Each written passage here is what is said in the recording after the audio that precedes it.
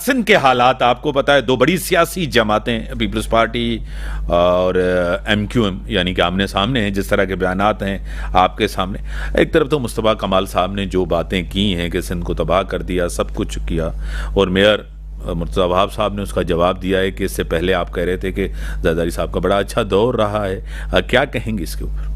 MQM का तो हमेशा से यही रोना रहा है, जिसके साथ बैठते हैं उसके गाने गाते हैं, जिसके साथ थोड़ा सा फासला होता है तो फिर उसकी बुराइयां शुरू कर देते हैं। इनके बातों को हम सीरियस नहीं लेते। और दूसरी बात मैं आपको ये कहूँगी, आज इनको याद आ रहा है सिंध और कराची, सिंध का बड़ा शहर, जब ये मेयर बने, 3 दफ़ा इनके मेयर बने, जब इनको याद नहीं आया था ये रोना गाना। आज इनको याद आ गया क्योंकि आज इनको जो है वो स्पेस थोड़ा कम दिया गया इसलिए।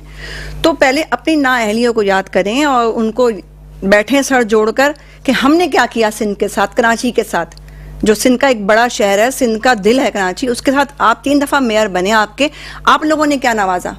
आप लोगों ने नवाजा।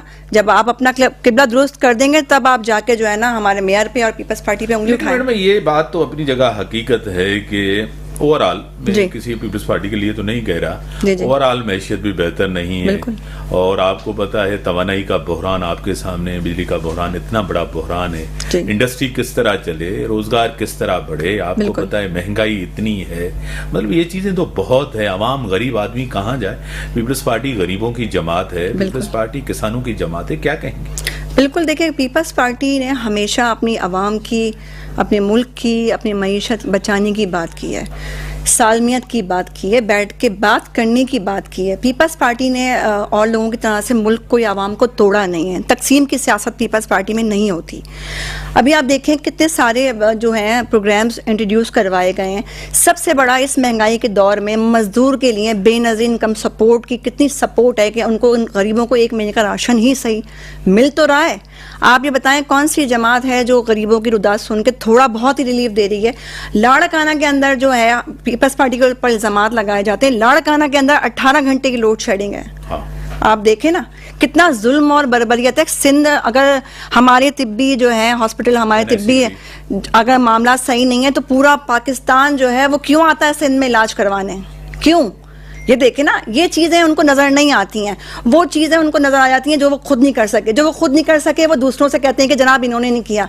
तो जनाब हम तो कर रहे हैं अल्हम्दुलिल्लाह। अभी आप देख रहे हैं सारे रोड मैप भी देख रहे हैं, सारे कारपेट्स बिछ रहे हैं, काफ़ी मेन शाहराहें हैं जो टूट फूट का शिकार थी और उन पर काम जारी है।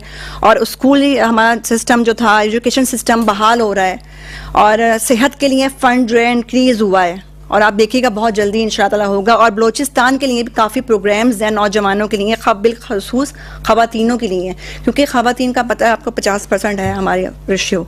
तो ख़वातीन के लिए कितना रिलीफ मिल रहा है, बेनज़ीर इनकम सपोर्ट से सपोर्ट मिल रही है, स्कॉलरशिप के लिए प्रोग्राम्स आ रहे हैं। मैडम, आपको पता है कि जिस तरह लोड शेडिंग 12-12, 13-13 घंटे कराची के अंदर है, कुछ दूसरे डिस्ट्रिक्ट के अंदर 20-20 घंटे हैं। वफाकी हुकूमत में आपको बड़े अहम ओहदे हैं। वफाकी हुकूमत का तो आप हिस्सा नहीं है, सदर आपके हैं, चेयरमैन सेनेट आपके हैं, गवर्नर 2 सूबों में, 2 सूबों की हुकूमतें आपके साथ हैं। आपकी सपोर्ट के साथ और आपकी ताउन के साथ वफाकी हुकूमत चल रही है, तो सुनने के लिए तैयार नहीं है वो।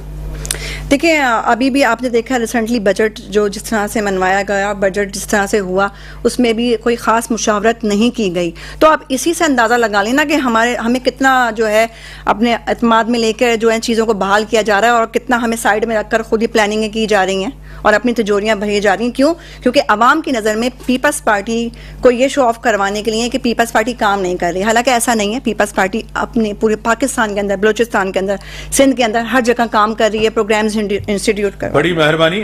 जिस तरह के हालात हैं एक आज के दौर में, मतलब तो आवाम भी समझ गई है कि आप सिर्फ टारगेट करें और आप तकसीम की सियासत करें, लोग इसको पसंद नहीं करते पाकिस्तान के अंदर। और मुल्की इशू, अहम इशू दहशतगर्दी, मैशियत, इसके ऊपर सियासत नहीं होनी चाहिए। इदारों को टारगेट नहीं किया जाए। जिस तरह कोर कमांडर कॉन्फ्रेंस हुई उसमें भी ये हुआ ऑपरेशन के हवाले से। ये ऑपरेशन इस मुल्क के लिए ऑपरेशन